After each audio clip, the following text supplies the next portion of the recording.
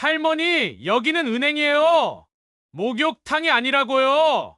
저는 그때 그 말을 들으며 생각했습니다. 30년간 이 은행을 믿고 거래해온 내가 대체 무엇을 잘못했단 말인가? 8월 15일 오후 2시가 조금 넘었을 무렵이었습니다. 인천 차이나타운 입구에 자리한 인천제일은행 앞에서 저는 잠시 숨을 고르고 있었습니다. 뜨거운 여름볕이 아스팔트를 달구고 있었고 제 이마에서는 굵은 땀방울들이 줄줄 흘러내렸습니다. 아침부터 상가 임대료 수금을 하느라 차이나타운 곳곳을 돌아다녔더니 평소 즐겨 입는 남색 행주치마에는 어느새 기름때와 먼지가 여기저기 묻어 있었습니다. 오늘은 좀 지저분해 보이겠구나. 그런 생각이 들었지만 급한 일이 있었습니다. 상해반점 사장이 임대료를 현금으로 줘서 은행에 입금을 해야 했거든요. 게다가 통장 정리도 해야 하고 다음 달 상가 관리비 자동이체 설정도 바꿔야 했습니다. 은행 유리문을 밀고 들어서는 순간 시원한 냉방 바람이 온몸을 감쌌습니다. 하지만 동시에 느꼈죠.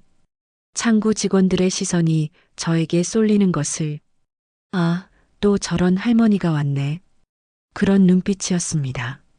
저는 30년간 이 은행을 드나들면서 그런 시선에 익숙해져 있다고 생각했는데 오늘따라 유독 따갑게 느껴졌습니다. 평소처럼 3번 창구로 향했습니다. 김대리라고 이름표를 단 40대 중반의 남자 직원이 앉아 있었는데 저를 보더니 눈살을 찌푸렸습니다. 어르신, 무슨 일로 오셨나요? 말은 정중했지만 목소리에 깔린 귀찮다는 뉘앙스를 놓칠 수 없었습니다. 입금 좀 하고 싶은데요. 그리고 통장 정리도 좀. 통장 가져오셨어요? 저는 행주치마 속주머니에서 낡은 통장을 꺼냈습니다. 30년 동안 써온 통장이라 모서리가 해지고 얼룩도 여기저기 묻어 있었습니다. 김대리가 통장을 받아들더니 마치 더러운 것을 만진 듯 얼굴을 찡그렸습니다. 어르신, 통장이 너무 낡았네요. 새로 만드시는 게 어때요? 괜찮습니다. 이것도 잘 쓸 수 있어요. 그때였습니다. 갑자기 어지러움이 밀려왔습니다. 아침부터 쉬지 않고 돌아다녔는데다 이 더위까지 겹치니 몸이 말을 듣지 않았습니다. 죄송한데 물 한 잔만 주실 수 있을까요? 김대리는 저를 위아래로 훑어보더니 한숨을 쉬었습니다. 어르신, 여기는 은행이에요. 목욕탕이나 사랑방이 아니라고요. 물은 밖에 편의점에서 사 드세요. 그 말을 듣는 순간 가슴이 뜨끔했습니다. 목욕탕이라니. 내가 그렇게 지저분해 보였나? 저는 30년 동안 이 은행을 이용해온 고객입니다. 물 한 잔 달라는 게 그렇게 큰 요구인가요? 어르신, 규정이 있습니다. 음료 서비스는 VIP 고객에게만 제공되는 거예요. 이해해 주세요. 뭔가 목구멍이 메어왔습니다. VIP 고객이라 내가 이 은행에 얼마나 많은 돈을 맡겨놓고 있는지 저들은 꿈에도 모르겠지. 그때 옆에 있던 여직원이 끼어들었습니다. 대리님, 그냥 물 한 잔 정도는. 김 주임, 규정은 규정이야. 한 명한테 해주면 다들 달라고 할 텐데. 김대리의 목소리가 점점 차가워졌습니다. 어르신, 오늘은 특히 더우니까 집에 가서 쉬시는 게 어때요? 은행 업무는 다음에 하시고. 이게 대체 무슨 소리입니까? 고객을 쫓아내겠다는 건가요?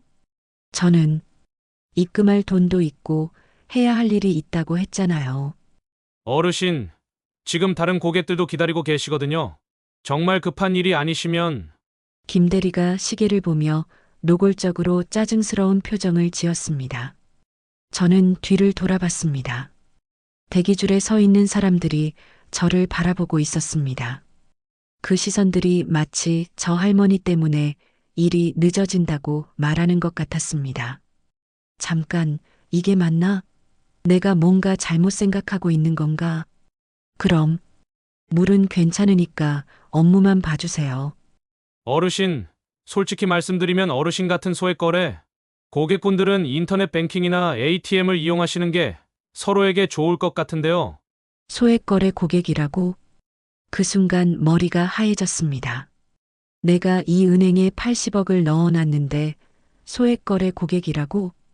저는 말이 나오지 않았습니다. 어지러움이 더 심해졌고 다리에 힘이 빠지는 게 느껴졌습니다. 어르신, 정말 안 좋아 보이시네요. 119 불러드릴까요? 김대리의 말에서 조롱하는 듯한 뉘앙스가 느껴졌습니다. 아니에요. 괜찮습니다. 저는 비틀거리며 뒤로 물러서려고 했습니다. 하지만 다리가 휘청거렸고 뒤에 있던 의자에 걸려 넘어지고 말았습니다.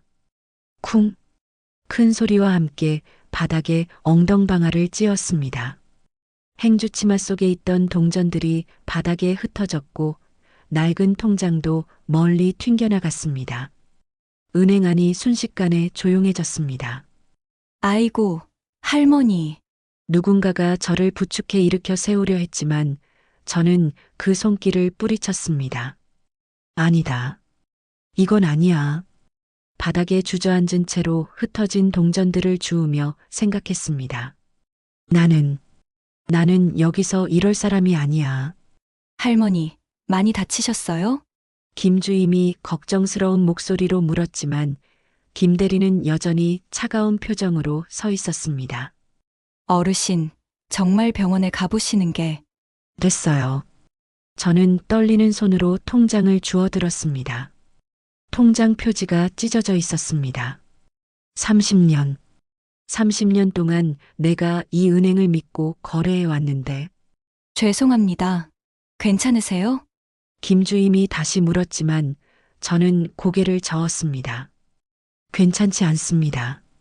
전혀 괜찮지 않아요. 저는 비틀거리며 일어섰습니다. 온몸이 아팠지만 마음이 더 아팠습니다. 고맙습니다. 이제 갈게요. 은행 문을 나서면서 뒤에서 김대리의 목소리가 들렸습니다. 참, 요즘 어르신들이 너무 무리하시는 것 같아. 더운데 괜히 나다니시고.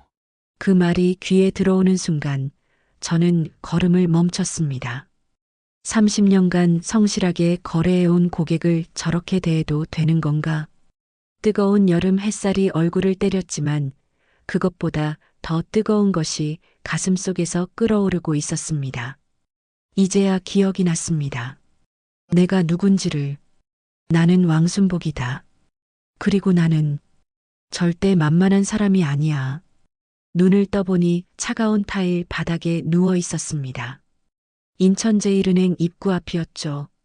몇 명의 사람들이 저를 둘러싸고 있었는데 그 중에 김주임이 걱정스러운 표정으로 제 손목을 잡고 있었습니다. 할머니, 괜찮으세요? 갑자기 쓰러지셔서 깜짝 놀랐어요. 저는 천천히 몸을 일으켰습니다. 머리가 아직 어지럽긴 했지만 이상하게 정신은 또렷해졌습니다. 너무나도 또렷하게. 저는 괜찮습니다. 정말요? 구급차를 부를까요? 아니에요, 괜찮아요. 저는 김주임의 부축을 받으며 천천히 일어섰습니다. 그런데 뭔가 달랐습니다. 세상이 다르게 보였어요. 30년 전 그때처럼. 뒤돌아보니 은행 안에서 김대리가 창구에 앉아 다른 고객을 응대하고 있었습니다. 저 때문에 일어났던 소동 따위는 벌써 잊은 듯한 모습이었죠. 그래, 저 사람에게 나는 그냥 지나가는 할머니 한 명에 불과했으니까. 할머니, 정말 괜찮으시면 그냥 집에 가서 쉬세요. 오늘은 너무 더우니까요. 김주임이 친절하게 말했지만 저는 고개를 저었습니다. 고맙습니다. 이제 기억이 나네요. 네, 뭘 기억하신다는. 제가 누군지 말이에요. 김주임이 이상하다는 듯 저를 바라봤습니다. 당연하죠. 갑자기 쓰러진 할머니가 횡설수설하는 것처럼 들렸을 테니까요. 하지만 저는 정말로 기억해냈습니다. 1973년 23살의 왕순복이 중국 산둥성에서 작은 보따리 하나 들고 인천항에 내렸던 그날을 아무것도 없이 시작해서 하루 16시간씩 일하며 동전 한 입 모았던 그 시절을, 그리고 지금 내가 가진 모든 것들을. 할머니, 혹시 어디 아프신 데는 없으세요? 아니에요. 오히려 아주 맑아졌어요. 저는 행주치마의 먼지를 털어내며 차이나타운 거리를 둘러봤습니다. 저기 보이는 홍등이 달린 3층 건물. 내 거다. 맞은편 상해 반점이 들어있는 상가. 그것도 내 거다. 그 옆에 화교 중앙회관까지 이어지는 건물 7개 동. 모두 내 이름으로 되어 있다. 어떻게 이런 걸 까먹고 살았을까? 그동안 나는 마치 가난한 할머니인 척 연기를 하며 살아왔던 걸까? 할머니, 김주임이 다시 불렀지만 저는 이미 다른 세상에 있었습니다. 계산을 해봤어요. 정확하게 차이나타운 일대 건물 37개 동, 시가총액 145억, 상가 124개소에서 나오는 월 임대료, 매달 2억 8천만 원, 그리고 인천제일은행에 잠들어 있는 예금, 정기예금 60억, 보통예금 20억, 총 자산 180억 원의 왕순복. 그런 내가 방금 전에 물 한 잔 달라고 애걸했다고? 소액거래 고객이라고 무시당했다고? 아, 이제 기억났다. 왜 내가 그동안 이런 식으로 살아왔는지도. 30년 전 처음 이 은행에 왔을 때가 떠올랐습니다. 그때도 지금처럼 초라한 행색이었죠. 중국에서 넘어온 교포 처녀가 통장 하나 만들겠다고 했을 때 은행원들이 어떻게 대했는지 기억납니다. 그런데 신기하게도 내가 돈을 벌기 시작하고 예금이 늘어나도 은행에서는 여전히 저를 그때 그 가난한 처녀로만 보더라고요. 그래서 굳이 내 정체를 밝히지 않았던 거예요. 사람들의 진짜 본성을 보고 싶어서 30년간 실험을 한 거죠. 과연 이 사람들이 언제쯤 내 진짜 정체를 알아볼까? 결과는 참담했습니다. 아무도 몰랐어요. 30년이 지나도록. 할머니, 정말 괜찮으시죠? 김주임이 계속 걱정해서 저는 고개를 끄덕였습니다. 네, 괜찮아요. 정말 고맙습니다. 덕분에 중요한 걸 깨달았어요. 아, 그렇다면 다행이고요. 그런데 할머니, 혹시 은행 업무 보셔야 하는 거 아니었나요? 맞습니다. 업무를 보러 왔었죠. 하지만 이제 계획이 바뀌었어요. 업무요? 아, 그건 다음에 하죠. 네? 아까 급하시다고. 급한 건 맞아요. 하지만 다른 게 더 급해졌거든요. 저는 행주치마 속주머니에서 휴대폰을 꺼냈습니다. 30년 넘게 쓴 낡은 폴더폰이었죠. 박 변호사에게 전화를 걸어야겠어요. 30년 지기 박문수 변호사. 내 모든 재산 관리를 맡기고 있는 유일한 사람. 그리고 내 정체를 아는 몇 안 되는 사람 중 하나죠. 전화가 연결되었습니다. 여보세요, 박 변호사님? 저 왕순복이에요. 핸드폰 너머로 반가운 목소리가 들렸습니다. 아, 순복 누님. 오늘 날씨가 너무 더운데 괜찮으세요? 네, 괜찮아요. 그런데 변호사님, 급한 일이 생겼어요. 무슨 일이세요? 인천제일은행하고 거래를 끊으려고 해요. 모든 예금을 인출하고 임대료 통장도 다 옮기고 싶어요. 전화기 넘어가 잠시 조용해졌습니다. 누님. 무슨 일이 있으셨어요? 갑자기 왜? 30년 동안 실험해 본 결과가 나왔어요. 이 은행은 더 이상 믿을 수 없어요. 하지만 그렇게 큰 돈을 갑자기 인출하면 내일 오전에 시간 되세요? 함께 은행에 가죠. 누님, 진정하시고 차근차근 얘기해봐요. 80억이 넘는 돈인데 80억이 넘는 돈이라고? 김주임이 제 전화 통화를 듣고 있다가 깜짝 놀란 표정을 지었습니다. 그래요, 80억이에요. 당신들이 소액거래 고객이라고 했던 할머니가 가진 돈이요. 변호사님, 제 결심은 확고해요. 내일 오전 10시에 은행 앞에서 만나요. 알겠습니다. 누님. 그런데 정말 신중하게. 30년간 충분히 신중했어요. 이제는 행동할 때예요. 전화를 끊고 나서 김주임이 조심스럽게 물었습니다. 할머니, 혹시 방금 80억이라고? 들으셨나요? 네, 맞아요. 정말이세요? 저는 웃었습니다. 30년 만에 처음으로 마음에서 우러나는 웃음이었어요. 내일이면 알게 되실 거예요. 그런데 김주임님, 네, 할머니.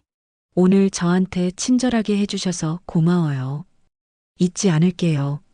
그렇게 말하고 나서 저는 천천히 차이나타운 골목으로 걸어갔습니다. 내일이면 모든 게 달라질 거야. 30년간 참았던 모든 것들을 이제 끝낼 시간이 왔다. 걸어가면서 다시 한번 생각해 봤어요. 정말 이래도 되는 걸까? 하지만 떠오르는 건 김대리의 차갑고 거만한 눈빛뿐이었습니다. 소액거래 고객, 목욕탕이 아니라고요. 집에 가서 쉬세요. 그 말들이 귓가에 맴돌았습니다. 아니야. 이건 단순히 복수가 아니야. 이건 교육이다. 사람을 겉모습으로 판단하면 안 된다는 30년 만에 내린 결심이었습니다. 이제 왕순복이라는 이름의 진짜 무게를 보여줄 때가 왔어요. 저녁 7시 차이나타운의 작은 중국집 만복루에 앉아 있었습니다. 이곳도 제가 소유한 건물 중 하나죠. 하지만 사장인 리우 아저씨는 그 사실을 모릅니다. 저에게는 그냥 단골 할머니 손님일 뿐이에요. 할머니, 오늘 짜장면 드실 거죠? 네, 그리고 탕수육도 소짜로 하나 주세요. 어머, 오늘은 왜 탕수육까지? 좋은 일 있으세요? 리우 아저씨의 웃음 가득한 얼굴을 보니 마음이 따뜻해졌습니다. 이런 사람들이 있어서 세상이 살만한 거겠죠.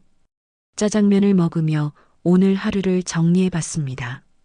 30년간 쌓인 감정들이 한꺼번에 터져 나왔지만 이제는 차분해졌어요. 감정적으로 행동해서는 안 되거든요. 이건 전쟁이 아니라 교육이니까. 핸드폰이 울렸습니다. 박문수 변호사였어요. 누님, 저 지금 사무실에서 누님 계좌 내역을 다시 한번 확인해 봤는데요. 그래서요? 정말 큰 결심이시네요. 인천제일은행에만 80억이고 임대료 통장까지 합치면 매월 현금 흐름이. 다 알아요. 그래서 더 확실하게 하고 싶은 거예요.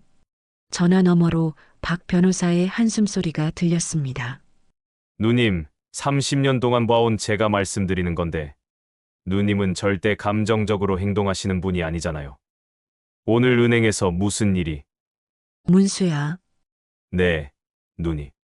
30년 전에 내가 중국에서 왔을 때 기억하지? 물론이죠. 보따리 하나 들고 오셔서. 그때 너한테 제일 먼저 해준 말이 뭐였는지 기억해? 잠시 침묵이 흘렀습니다. 누님이. 사람은 겉모습이 아니라 마음으로 봐야 한다고 하셨죠. 맞아. 그래서 내가 너를 믿고 30년간 일을 맡겼던 거야. 누님. 오늘 은행에서 일어난 일은 그 반대의 경우를 똑똑히 보여준 거야. 겉모습만 보고 사람을 판단한 결과를 박 변호사는 더 이상 말리지 않았습니다. 30년간 저를 지켜본 사람이니까 제 결심이 얼마나 단단한지 알고 있을 거예요. 알겠습니다. 누님. 내일 몇 시에 만날까요? 9시 30분에 은행 앞에서 만나요. 그리고 문수야, 네. 모든 서류 준비해와. 계좌 해지 신청서, 예금 인출 확인서, 임대료 통장 이체 신청서까지. 네. 알겠습니다. 전화를 끊고 나서 짜장면 그릇을 비웠습니다. 그런데 이상하게 식욕이 없더라고요. 평소라면 맛있게 먹었을 텐데. 아, 내일이 걱정되는 건가? 아니야. 걱정이 아니라 기대되는 거야. 할머니, 탕수육은 안 드세요? 리우 아저씨가 걱정스럽게 물었습니다. 아, 죄송해요. 생각이 좀 많아서요. 무슨 걱정 있으세요? 할머니처럼 좋은 분이 무슨 걱정이 있으시겠어요? 좋은 분이라. 김대리도 나를 좋은 분이라고 생각할까? 아마 내일 이후에는 다르게 생각하겠지만. 리우 아저씨, 제가 만약 아주 부자였다면 어떻게 하실 거예요? 네, 갑자기 왜 그런 말씀을? 그냥 궁금해서요. 리우 아저씨는 잠시 생각하더니 웃었습니다. 그래도 할머니는 할머니죠. 돈이 많든 적든 저한테는 똑같은 소중한 손님이에요. 그 말을 듣는 순간 가슴이 뭉클해졌습니다. 이런 사람들 때문에 아직 세상이 살만한 거구나. 고마워요, 아저씨. 뭐려? 할머니가 항상 저희한테 잘해주시잖아요. 집으로 돌아가는 길에 차이나타운의 야경을 천천히 감상했습니다. 홍등들이 켜진 거리, 늦은 시간까지 장사하는 상점들, 골목골목을 누비는 사람들. 이 모든 게 제 손 안에 있다는 게 가끔 비현실적으로 느껴져요. 집에 도착해서 제일 먼저 한 일은 옷장을 여는 것이었습니다. 맨 안쪽에 정성스럽게 보관해둔 한복이 있었어요. 30년 전에 맞춘 거였는데 한 번도 입어본 적이 없었습니다. 그때는 너무 아까워서 입지 못했거든요. 이제 입을 때가 된 것 같아요. 한복을 꺼내서 침대에 펼쳐놨습니다. 자주색 저고리에 분홍색 치마. 아직도 새 것 같았어요. 내일은 이걸 입고 가야겠어요. 왕순복의 진짜 모습으로. 그 다음에는 화장대 서랍을 열었습니다. 거기에는 30년 전에 사둔 금팔찌가 들어 있었어요. 역시 한 번도 착용한 적이 없는 것. 이것도 내일 차고 가야겠네요. 마지막으로 가장 중요한 걸 확인했습니다. 침대 밑에 숨겨둔 작은 금고에서 통장들을 꺼냈어요. 인천제일은행 정기예금 통장 3권, 보통예금 통장 1권, 그리고 상가 124개소의 임대료가 들어오는 통장 7권. 모두 합치면 정말 어마어마한 금액이죠. 내일이면 이 모든 걸 김대리 앞에서 공개할 거예요. 그리고 모든 돈을 인출할 거고요. 상상만 해도 통쾌하네요. 하지만 동시에 씁쓸하기도 했어요. 30년간 지켜봐왔던 은행과 이별하는 거니까요. 벌써 11시가 다 되어 가네요. 내일을 위해서 일찍 잠들어야겠어요. 침대에 누워서 천장을 바라보며 생각했습니다. 내일이 지나면 차이나타운이 발칵 뒤집힐 거야. 가난한 줄 알았던 할머니가 사실은 이 지역 최고의 부자였다는 소식이 퍼지면 모든 사람들이 저를 다르게 볼 거예요. 그게 좋은 일일까, 나쁜 일일까? 잘 모르겠어요. 하지만 확실한 건 더 이상 숨어 살고 싶지 않다는 거예요. 30년간 가면을 쓰고 살았으니 이제는 진짜 모습을 보여줄 때가 됐어요. 김대리 같은 사람들에게는 교훈을, 김주임이나 리우 아저씨 같은 사람들에게는 보상을 주고 싶어요. 그게 제가 할 수 있는 일이에요. 잠들기 전에 마지막으로 한 번 더 생각해 봤어요. 정말 후회하지 않을까? 아니, 후회할 이유가 없어. 30년간 참을 만큼 참았고 지켜볼 만큼 지켜봤어. 이제는 행동할 때야. 그렇게 다짐하며 잠이 들었습니다. 내일이면 모든 게 달라질 거라는 기대와 함께 왕순복의 진짜 이야기가 시작될 거라는 확신과 함께 8월 16일 아침 8시 평소보다 일찍 일어나서 세심하게 준비를 했습니다. 먼저 샤워를 하고 30년간 보관해둔 자주색 한복을 꺼내 입었어요. 거울 앞에 서니 낯선 제 모습에 깜짝 놀랐습니다. 이게 나야? 평소의 초라한 행주치마 차림과는 완전히 다른 사람이었어요. 한복이 주는 품위와 우아함이 저를 다른 사람으로 만들어 주었습니다. 금팔찌도 차고 평소 쓰지 않던 화장품도 발랐어요.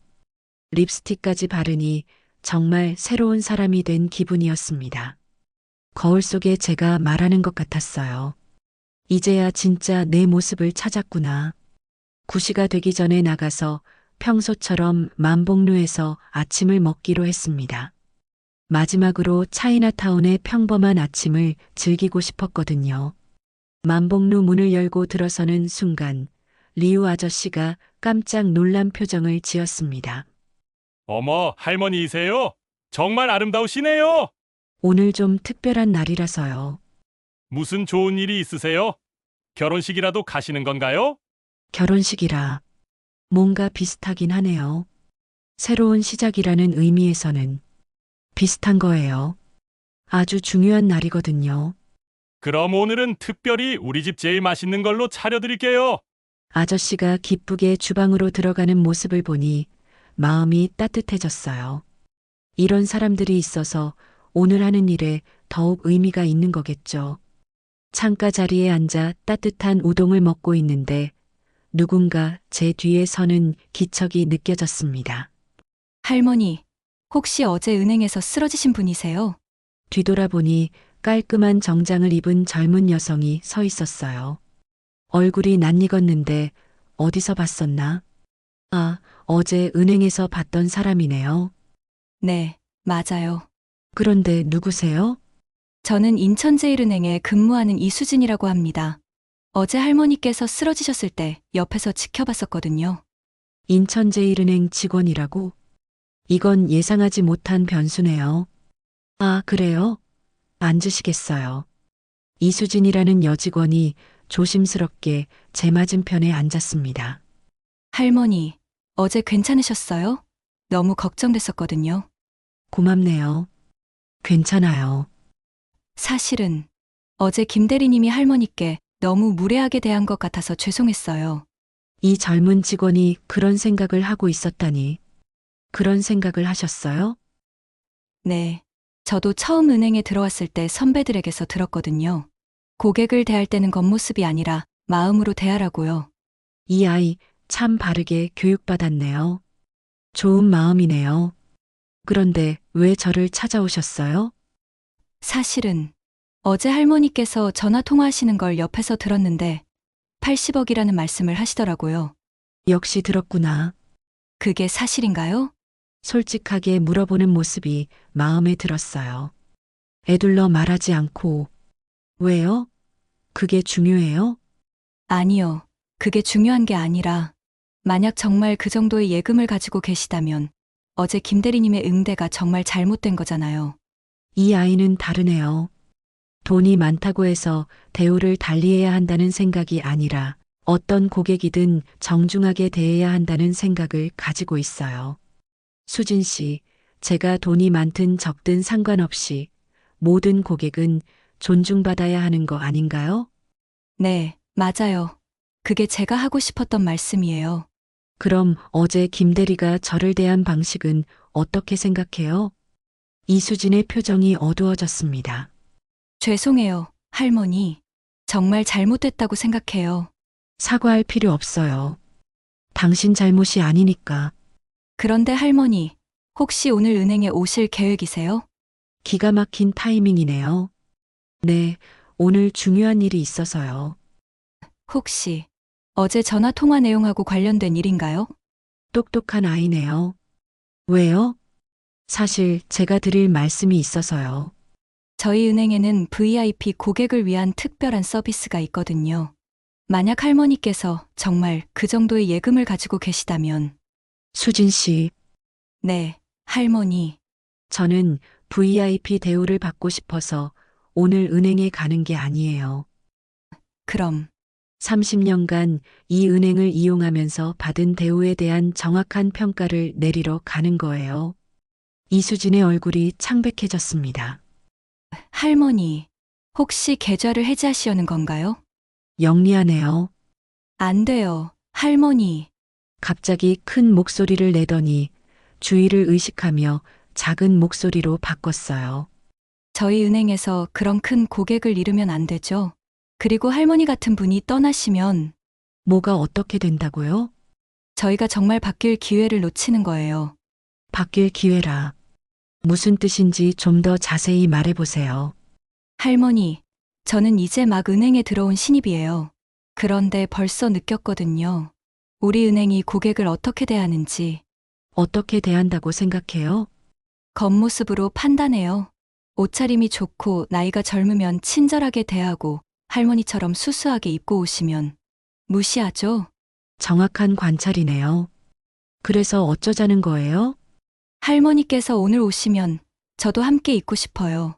그래서 김 대리님과 지점장님이 어떻게 반응하는지 보고 싶어요. 왜요? 그래야 제가 이 은행에서 계속 일해야 할지 결정할 수 있을 것 같아서요. 이 아이 정말 똑똑하네요. 수진 씨, 그런데 그러다가 당신만 손해볼 수도 있어요. 상관없어요.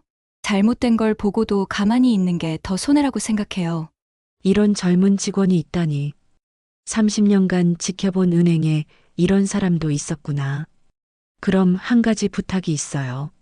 무엇이든 말씀하세요, 할머니. 오늘 일이 끝나고 나서 제가 당신에게 제안하고 싶은 게 있어요. 제안이요? 지금은 말할 수 없고 오늘 일이 다 끝나면 말씀드릴게요.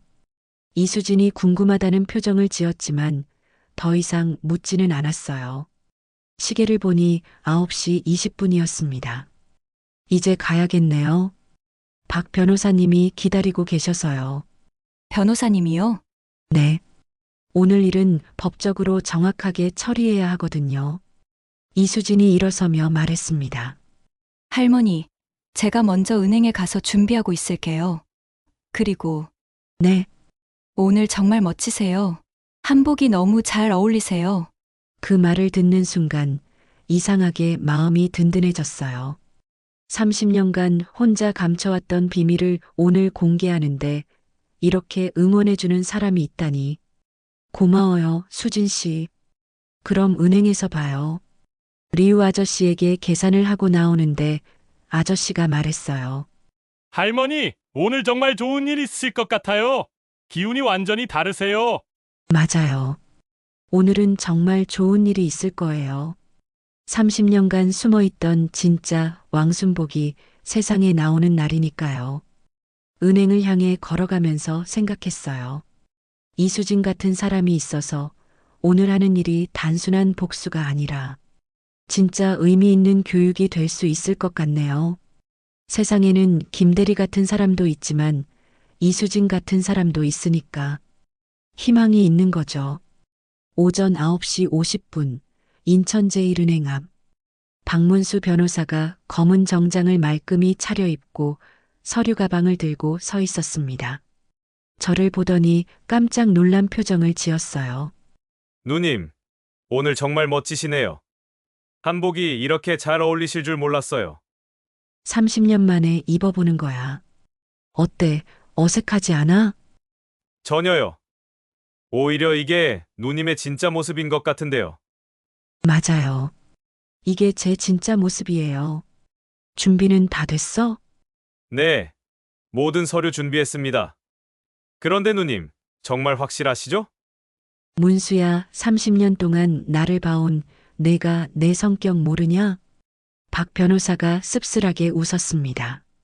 알고 있습니다. 누님이 한번 결심하시면 절대 바뀌지 않으시죠? 은행 유리문을 열고 들어서는 순간 모든 시선이 저에게 집중됐습니다. 어제와는 완전히 다른 반응이었어요. 정갈한 한복 차림의 70세 할머니와 정장을 말끔히 차려입은 변호사가 함께 들어오니 직원들이 웅성거렸습니다. 어머, 저분 어제 쓰러지셨던 정말 다른 사람 같으세요. 이수진이 창구에서 저를 보더니 환하게 웃었어요. 미리 와서 대기하고 있었던 거죠. 김 대리는 여전히 3번 창구에 앉아 있었는데 저를 보더니 잠시 당황한 기색을 보였습니다. 어제 쫓아냈던 할머니가 완전히 다른 모습으로 나타났으니까요. 박 변호사가 제 옆에서 속삭였습니다. 누님, 어떻게 하시겠어요? 당당하게 가자. 저는 곧바로 3번 창구로 향했습니다. 김 대리가 어색한 미소를 지으며 말했습니다. 어르신, 어제는 몸 상태가 어떠세요? 덕분에 아주 좋아졌어요. 다행이네요. 그런데 오늘은 무슨 일로? 예금 인출하러 왔어요. 아, 예금 인출이시군요. 얼마나 인출하실 건가요? 전액요. 전액이요? 얼마나 되시는데? 저는 행주치마가 아닌 한복 저고리 안주머니에서 통장들을 꺼냈습니다. 30년간 보관해온 낡은 통장들이었지만 오늘만큼은 다이아몬드보다 값진 것들이었어요. 정기예금 60억. 김대리의 손이 키보드 위에서 멈췄습니다. 네, 60억이라고 하셨나요? 그리고 보통예금 20억. 잠깐만요. 어르신, 계좌번호를 다시 한번. 김대리가 떨리는 손으로 컴퓨터를 조작했습니다. 그리고 화면을 본 순간 그의 얼굴이 새하얘졌어요. 계좌번호가 맞습니까? 이건 60억과 20억 총 80억입니다. 모두 인출할 거예요. 은행 안이 순식간에 조용해졌습니다. 다른 창구에 있던 직원들까지 모두 이쪽을 바라보고 있었어요.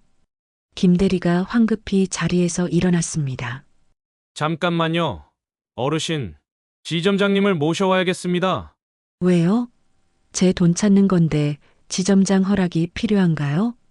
아니, 그게 아니라 금액이 너무 커서. 김대리가 후다닥 지점장실로 뛰어갔습니다. 박 변호사가 제 귀에 속삭였습니다. 누님, 시작됐네요. 응, 이제 시작이야.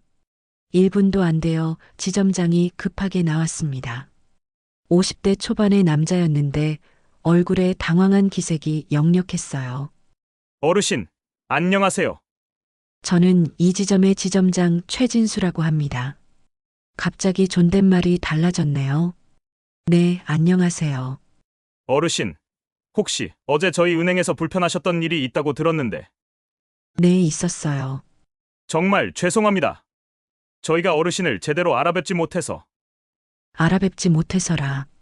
30년간 성실히 거래해온 고객을 알아보지 못했다고? 지점장님, 저는 30년간 이 은행을 이용해왔어요. 그런데 어제 물 한 잔 달라고 했더니 쫓겨났거든요. 지점장의 얼굴이 더욱 어두워졌습니다. 정말 죄송합니다. 어떻게 그런 일이? 그래서 결심했어요. 이 은행과는 더 이상 거래할 수 없다고. 어르신, 잠깐만요. 저희가 정말 죄송하다고. 사과는 됐고요. 인출 절차 진행해 주세요. 지점장이 김대리를 불렀습니다. 김대리, 빨리 절차 진행해. 네, 지점장님. 김대리가 다시 컴퓨터 앞에 앉았는데 손이 너무 떨려서 제대로 타이핑을 못하고 있었어요. 그때 이수진이 다가왔습니다. 지점장님, 제가 도와드릴까요? 응. 아, 이 신입이. 그래, 내가 도와줘. 이수진이 제 옆에 서서 절차를 도왔습니다. 그 모습을 보니 든든했어요. 할머니, 인출하신 돈은 어떻게 하실 건가요? 다른 은행으로 옮길 거예요. 지점장이 급하게 끼어들었습니다. 어르신, 혹시 다른 곳에서 더 좋은 조건을 제시했나요? 저희도 얼마든지. 조건 문제가 아니에요. 그럼 뭐가 문제인지 말씀해 주시면. 사람을 대하는 태도 문제예요. 지점장이 김대리를 노려봤습니다. 김대리, 어제 도대체 뭘 한 거야? 김대리가 식은땀을 흘리며 대답했습니다. 저는 그냥 평소처럼. 평소처럼이라고? 제가 끼어들었습니다. 지점장님, 김대리 탓하지 마세요. 이게 이 은행의 평소 모습이니까요. 어르신, 30년간 지켜봐온 결과예요. 겉모습으로 사람을 판단하는 은행이죠. 은행 안이 쥐 죽은 듯 조용해졌습니다. 박 변호사가 서류를 꺼내며 말했습니다. 지점장님, 계좌 해지 신청서입니다. 그리고 이건 임대료, 통장 7개 계좌의 이체 신청서고요. 임대료 통장이요? 왕순복 여사님이 차이나타운 일대 상가 124개소를 소유하고 계십니다. 지점장의 눈이 커졌습니다.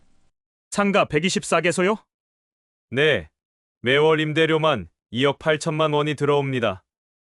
지점장이 계산기를 두드리더니 얼굴이 더욱 새하얘졌어요. 그럼 연간 30억이 넘는 맞습니다. 그런 고객을 어제 쫓아낸 거죠.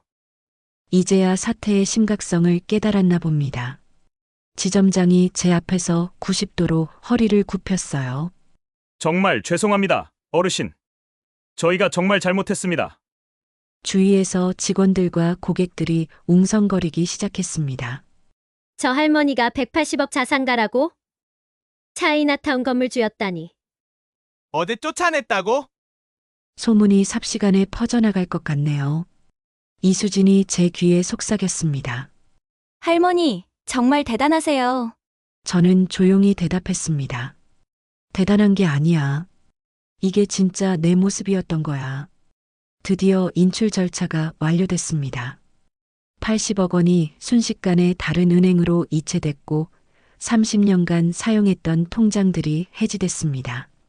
마지막으로 임대료 통장 7개까지 모두 이체 처리가 끝났어요. 지점장이 다시 한번 사과했습니다. 어르신, 정말 마지막으로 한 번만 더 기회를 주시면. 지점장님, 네, 어르신. 30년이면 충분한 기회였어요. 그렇게 말하고 일어서려는데 김 대리가 떨리는 목소리로 말했습니다.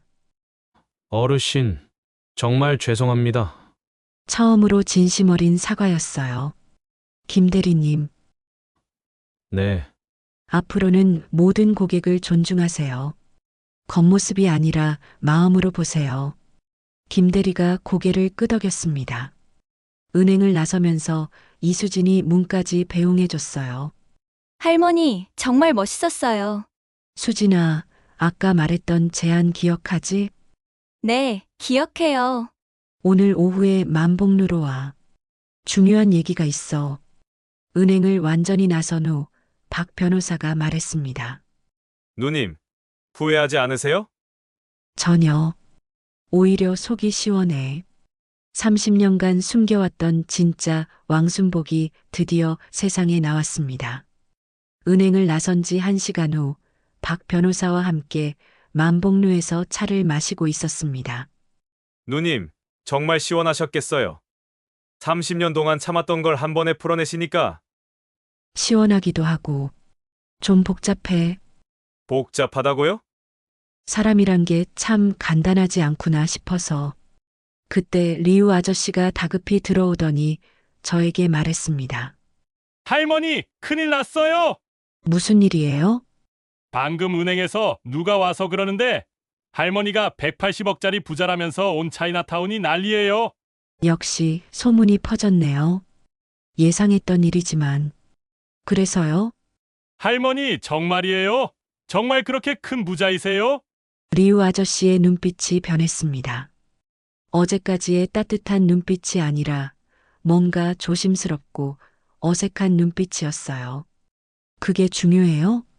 아니, 그게 아니라 그럼 저희 건물도 할머니 거예요? 네. 리우 아저씨가 갑자기 어색해하며 말을 더듬기 시작했습니다. 그럼 제가 지금까지 너무 무례했나요? 어떻게 해야? 아, 이렇게 되는구나. 30년간 숨겨왔던 이유가 바로 이거였어요.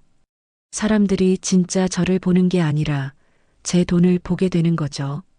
아저씨, 저는 어제와 똑같은 왕순복이에요. 달라진 건 아무것도 없어요. 아니, 그래도 이제 어떻게 대해드려야 할지. 박 변호사가 저를 보더니 이해한다는 표정을 지었어요. 누님, 이제 아시겠죠? 왜 제가 신중하라고 했는지. 응, 알겠어. 그때 휴대폰이 울렸습니다. 모르는 번호였어요. 여보세요?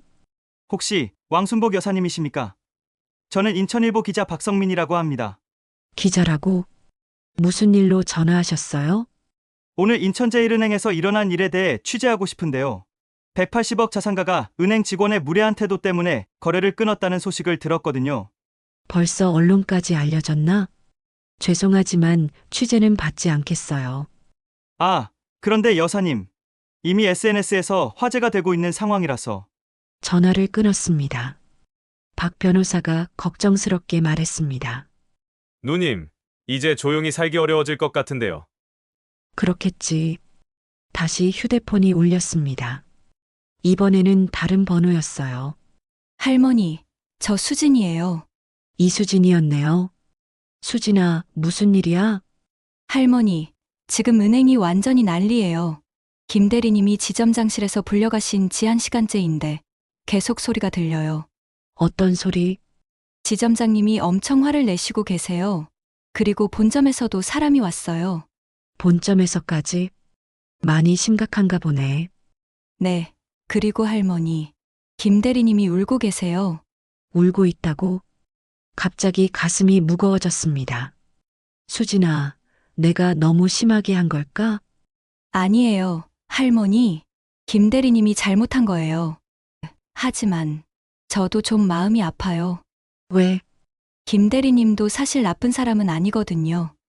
그냥 세상을 그렇게 배웠던 것 같아요. 세상을 그렇게 배웠다. 맞는 말이네요. 김대리도 누군가의 아들이고 누군가의 남편이겠죠. 수진아, 지금 어디 있어? 은행이요. 잠깐만 기다려. 내가 갈게. 전화를 끊고 일어났습니다. 누님, 어디 가시려고요? 은행에 다시 가볼게. 왜요? 할 일은 다 끝났잖아요. 뭔가 찜찜해서 다시 은행으로 향하면서 복잡한 마음이었습니다.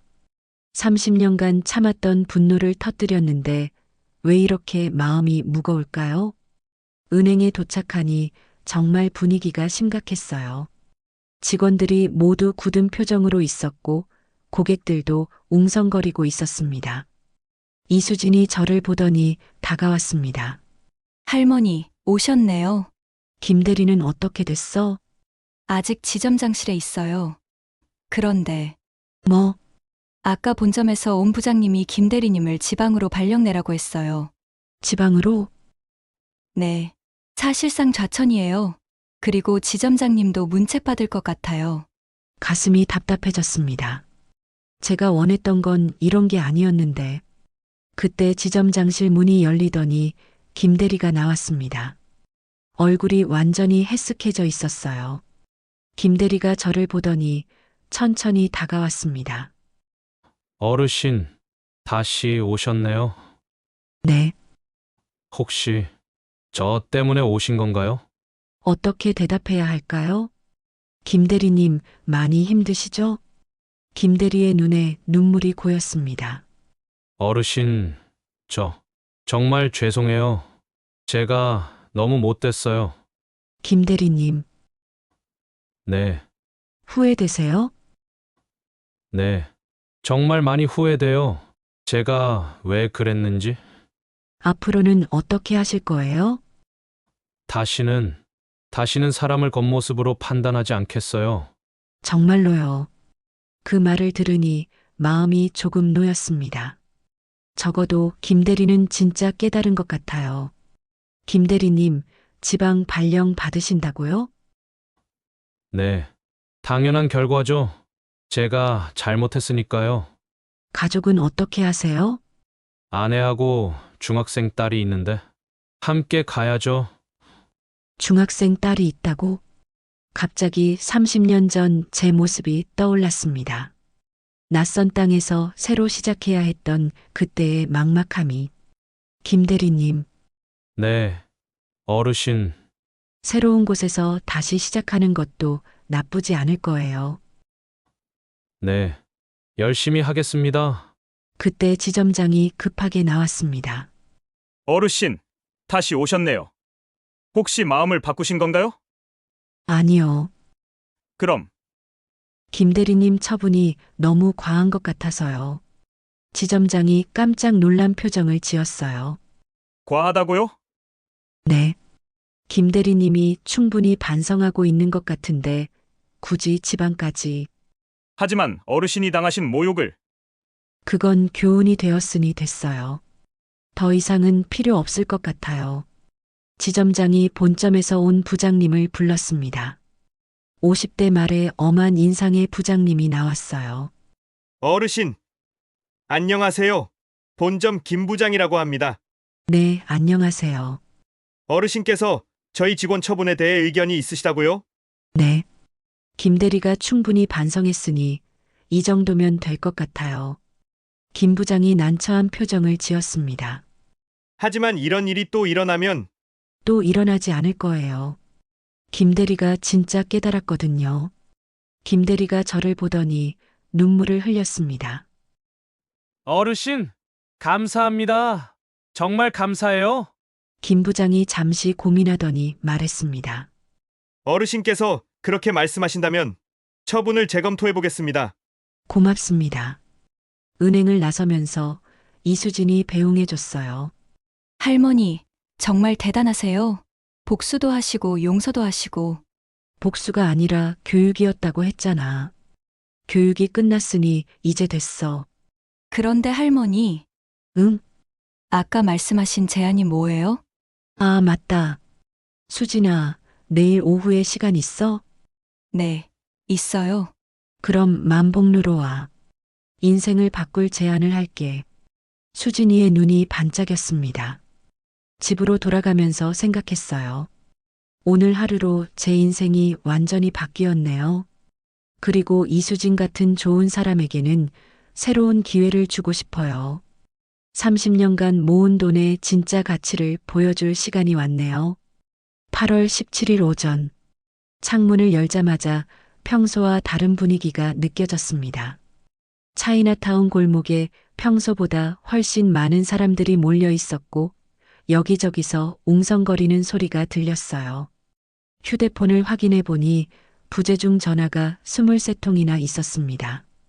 대부분 모르는 번호들이었어요. 혹시 왕순복 여사님 댁인가요? 저희는 KBS에서 인천일보입니다.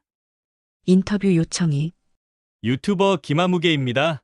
출연 의뢰가 모두 언론사나 방송국, 유튜버들이었어요.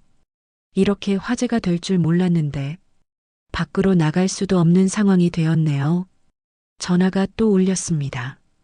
이번에는 이수진이었어요. 할머니, 괜찮으세요? 수진아, 이게 다 뭐야? 할머니, 지금 차이나타운이 완전히 뒤바뀌었어요.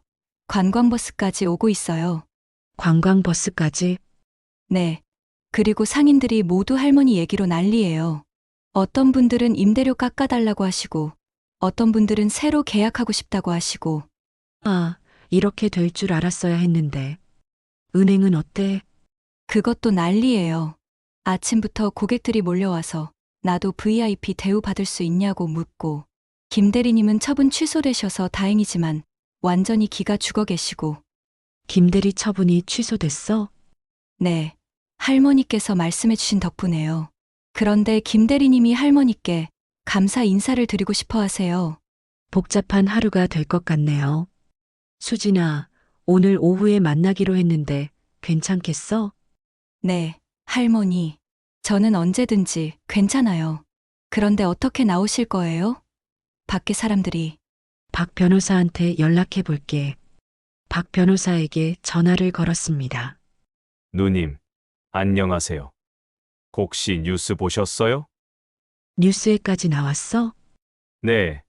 지역 뉴스에서 180억 자산가 할머니의 통쾌한 복수라는 제목으로 나왔어요. 통쾌한 복수라. 문수야, 집 앞에 사람들이 몰려 있어서 나갈 수가 없어. 제가 데리러 갈게요. 30분 후에 뒷문으로 나오세요. 30분 후 박 변호사 차를 타고 만복루로 향했습니다. 차 안에서 창밖을 보니 정말 차이나타운이 축제 분위기였어요. 누님, 후회 안 되세요? 글쎄, 이렇게까지 될 줄은 몰랐어. 그냥 조용히 정리하고 싶었는데. 이제 조용한 삶은 어려울 것 같은데요. 그렇겠지. 하지만 숨어서만 살 수는 없잖아. 만복루에 도착했는데 여기도 평소보다 손님이 많았어요.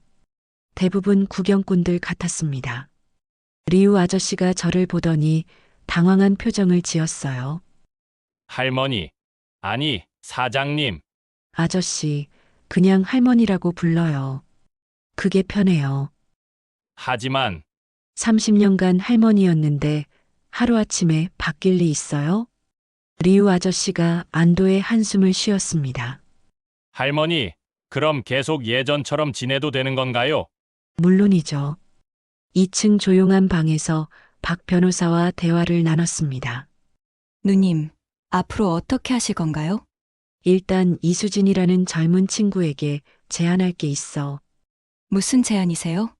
차이나타운 부동산 관리를 맡기려고 해. 그 신입 은행원한테요? 응. 30년간 지켜본 결과 사람을 보는 눈은 확실해졌거든. 그때 계단에서 발소리가 들렸습니다. 이수진이 올라오고 있었어요. 할머니, 안녕하세요. 수진아, 앉아. 이수진이 자리에 앉자 박 변호사를 소개했습니다. 이분은 박문수 변호사님이고 30년간 내 일을 도와주신 분이야. 안녕하세요. 수진 씨, 어제 할머니에게서 많은 얘기를 들었습니다. 이수진이 궁금하다는 표정으로 저를 바라봤어요. 할머니, 말씀하신 제안이 뭔가요? 수진아, 은행 일 재미있어? 솔직히 말하면 별로예요. 매일 똑같은 일의 반복이고 어제 같은 일들을 보면 회의감도 들고요. 그럼 다른 일을 해보고 싶지 않아? 어떤 일이요? 내 부동산 관리 일을 맡아보는 거야. 이수진의 눈이 커졌습니다. 부동산 관리요? 차이나타운 일대 건물 37개 동과 상가 124개소. 월 임대료 2억 8천만 원. 이걸 관리하는 일이야. 정말 저에게 그런 일을 맡기시겠다고요? 응. 하지만 조건이 있어. 어떤 조건이요? 첫째, 모든 임차인을 공평하게 대할 것. 둘째, 어려운 상황에 있는 임차인에게는 융통성을 발휘할 것. 셋째, 절대 돈 때문에 사람을 무시하지 말 것. 이수진이 진지하게 듣고 있었어요. 할머니, 그런데 제가 그런 큰 일을 할 수 있을까요? 경험도 없고. 경험은 배우면 돼. 중요한 건 마음가짐이야. 박 변호사가 끼어들었습니다. 수진 씨, 이건 정말 큰 기회예요. 연봉도 은행보다 훨씬 좋을 거고. 연봉은 얼마나 주실 생각이세요? 1억. 이수진이 거의 기절할 뻔했어요. 1억이요? 정말요? 그리고 성과에 따라 보너스도 줄 거야. 할머니, 저 정말 잘할 수 있을까요? 수진아, 어제 내가 보여준 모습을 기억해. 돈이 많든 적든 모든 고객을 똑같이 대하려고 했잖아. 그런 사람이라면 충분히 할 수 있어. 이수진의 눈에 눈물이 고였습니다. 할머니, 정말 감사해요. 꿈만 같아요. 그럼 수락하는 거야? 네, 열심히 하겠습니다. 그때 아래층에서 소란스러운 소리가 들렸습니다. 리우 아저씨가 급히 올라왔어요. 할머니, 아래서 누가 찾아요? 누구요? 김대리라는 분이요. 은행에서 온 것 같은데. 알겠어요. 내려가 볼게. 1층으로 내려가니 김대리가 정장을 말끔히 차려입고 서 있었습니다. 어제와는 완전히 다른 모습이었어요. 어르신, 안녕하세요. 네, 김대리님. 어떻게 이런 곳까지. 김대리가 정중하게 인사했습니다. 어르신께 정말 감사 인사를 드리고 싶어서 찾아왔습니다. 감사 인사요? 네. 제 처분을 취소해달라고 말씀해주신 덕분에 가족과 헤어지지 않게 됐어요. 김대리의 목소리에 진심이 느껴졌어요. 그리고 어르신, 어제 말씀해주신 것처럼 앞으로는 정말 모든 고객을 존중하겠습니다. 겉모습이 아니라 마음으로 보겠어요. 약속 지키실 수 있겠어요? 네. 반드시요. 그리고 김대리가 주머니에서 뭔가를 꺼냈어요. 이건 제 명함입니다. 혹시 앞으로 은행 업무로 도움이 필요하시면 언제든 연락하세요. 명함을 받아보니 고객 만족팀 김영수 대리라고 적혀 있었어요. 고객 만족팀으로 옮기셨네요? 네. 지점장님이 저에게 가장 적합한 부서라고 하시더라고요. 적절한 배치인 것 같네요. 김대리님, 새로운 부서에서 잘해보세요. 네. 어르신, 정말 감사합니다. 김 대리가 떠나고 나서 이수진과 박 변호사와 함께 다시 2층으로 올라갔습니다. 할머니, 정말 멋있으세요. 복수도 하시고 용서도 하시고. 복수가 아니라 교육이었다고 했잖아. 그런데 할머니, 앞으로 계획이 어떻게 되세요? 계획이라. 일단 차이나타운에 필요한 일들을 해보려고 해. 노인복지시설도 짓고 젊은 상인들을 위한 지원 프로그램도 만들고. 정말 멋진 계획이네요. 창밖을 내다보니 아직도 많은 사람들이 차이나타운을 구경하고 있었어요. 30년간 숨어있던 제가 하루아침에 이렇게 유명해질 줄 누가 알았겠어요. 하지만 이제는 숨지 않을 거예요. 진짜 왕순복으로 살아갈 거예요. 그리고 그 힘을 좋은 곳에 쓸 거고요. 수진아, 내일부터 출근할 수 있어? 네. 은행에 사표 내고 바로 시작하겠어요. 그럼 박 변호사님하고 업무 인수인계 받아. 네, 알겠습니다. 이수진의 밝은 표정을 보니 제 선택이 옳았다는 확신이 들었어요. 30년간 모은 돈의 진짜 가치를 보여줄 시간이 왔네요. 돈 자체가 아니라 그 돈으로 사람들에게 기회를 주고 세상을 조금 더 따뜻하게 만드는 것. 그게 진짜 부자가 해야 할 일인 것 같아요. 누님, 정말 새로운 시작이네요. 응, 진짜 새로운 시작이야. 창밖에 차이나타운이 저녁 노을에 물들고 있었습니다. 내일부터는 정말 다른 하루하루가 될 것 같아요. 2024년 11월 15일 가을이 깊어가는 인천 차이나타운. 오늘은 제가 사재를 털어지은 순복 노인복지관 준공식이 있는 날이었습니다. 새벽 6시에 일어나서 창밖을 내다보니 3개월 전과는 완전히 달라진 차이나타운의 모습이 보였어요. 골목골목이 깔끔하게 정비되어 있고 상점들도 활기가 넘치고 무엇보다 사람들의 표정이 밝아졌어요. 제가 시작한 차이나타운 상인 지원 프로그램 덕분에 젊은 창업자들이 많이 들어왔거든요. 한복을 차려입고 거울 앞에 서니 3개월 전에 그날이 떠올랐습니다. 그때는 복잡하고 혼란스러웠는데 지금은 마음이 참 평온해요. 아침 8시 만복루에서 리우 아저씨가 준비해준 특별한 아침상을 받았습니다. 9시가 되자 이수진이 찾아왔습니다.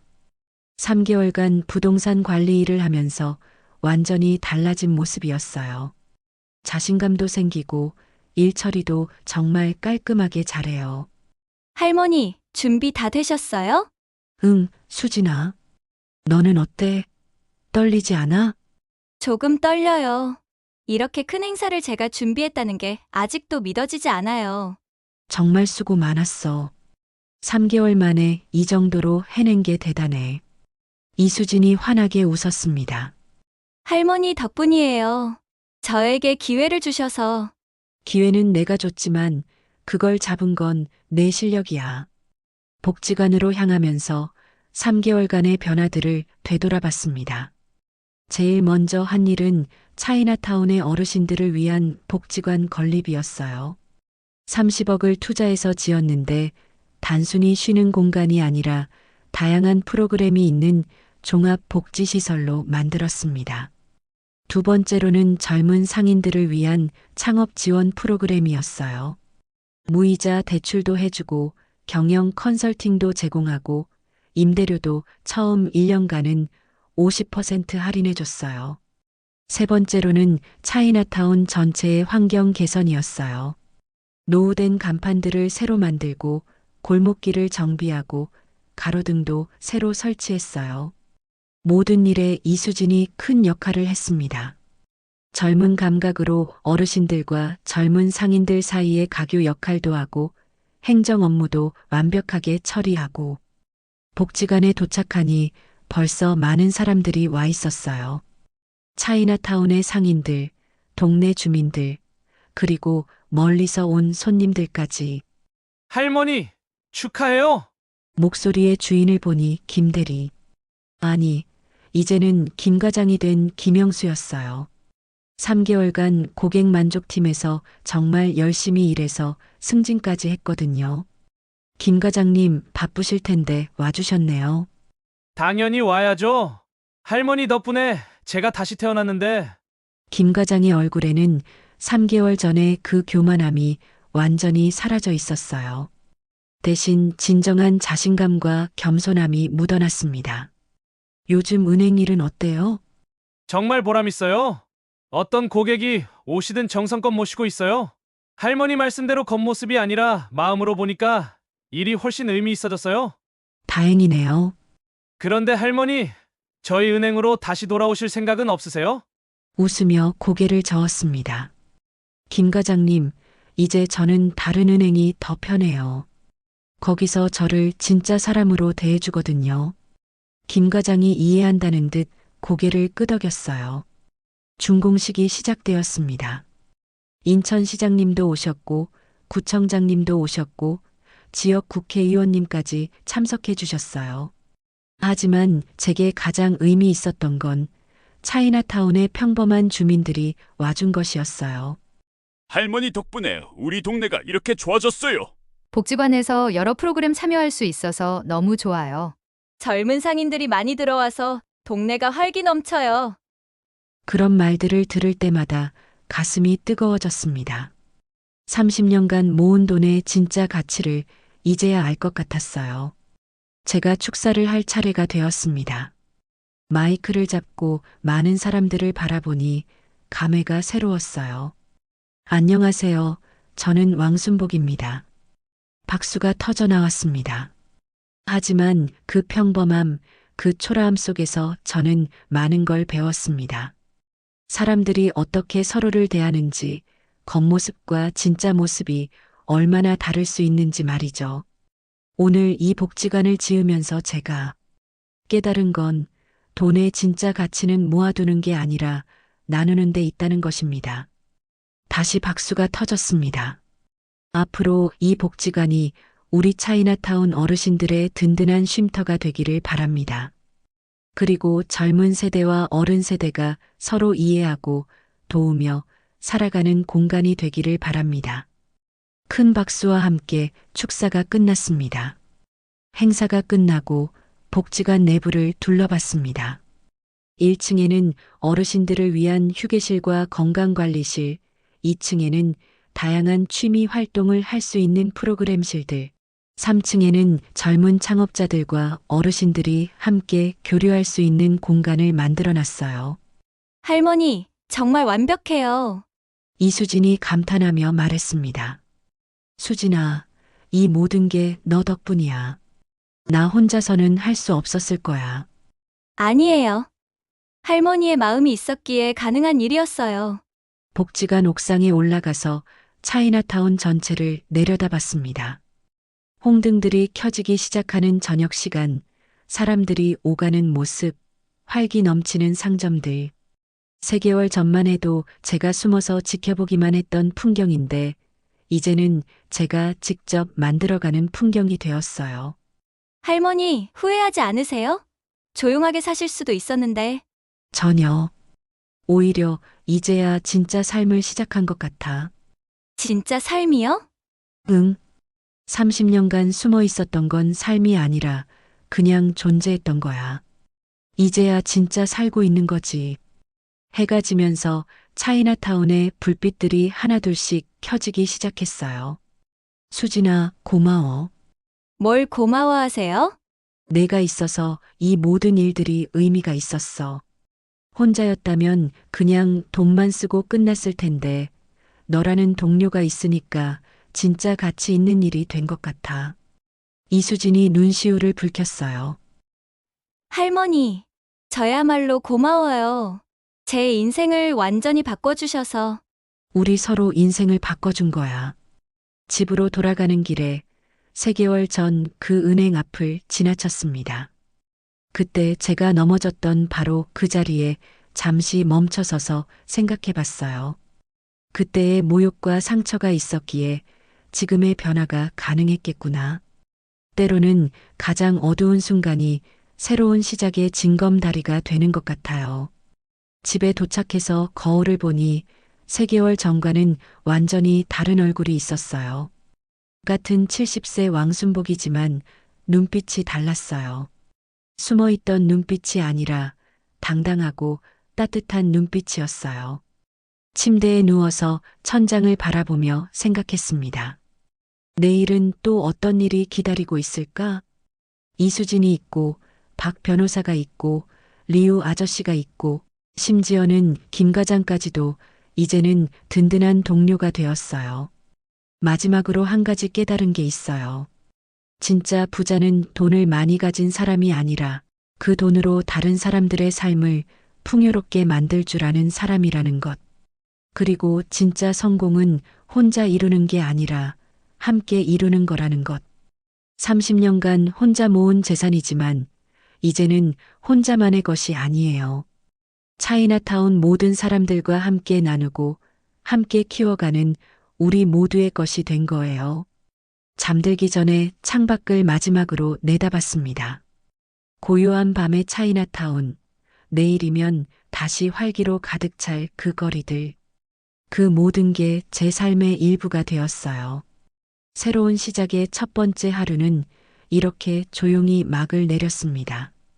하지만 진짜 이야기는 이제 막 시작된 거예요. 왕순복의 두 번째 인생이 말이죠. 긴 이야기 청취해 주셔서 감사드립니다. 감상하신 내용 댓글로 주시면 더 좋은 이야기에 도움되도록 노력하겠습니다.